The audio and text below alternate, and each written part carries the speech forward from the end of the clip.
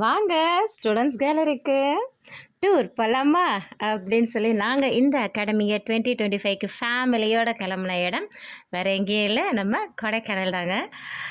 ஆக்சுவலாக வந்து சொல்லப்போனால் வேனில் ஏறுற வரைக்கும் எங்கே போகிறோம் எங்கே தான் போகிறோம் அப்படின்னு சொல்லி கேட்டுக்கிட்டே சரி ஓகே பார்ப்போம் அப்படிங்கிற ஒரு மைண்ட் செட்டில் தாங்க நாங்கள் கிளம்புனது.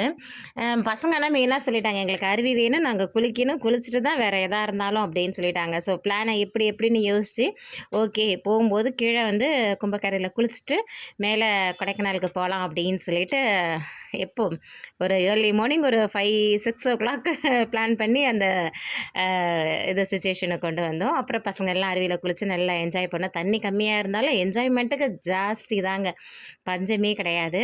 அதே மாதிரி கொடைக்கானல்லையும் இப்போ இதில் நான் வந்து உங்களுக்கு ஃபோட்டோஸ்லாம் போட்டிருக்கேன். வேறு ஷார்ட்ஸில் நான் வீடியோஸ் நாங்கள் பண்ண எல்லாத்தையுமே நான் அட்டுவழியும் சேட்டைகள் ஆட்டங்கள் பாட்டங்கள் எல்லாத்தையுமே நான் போடுறேன்.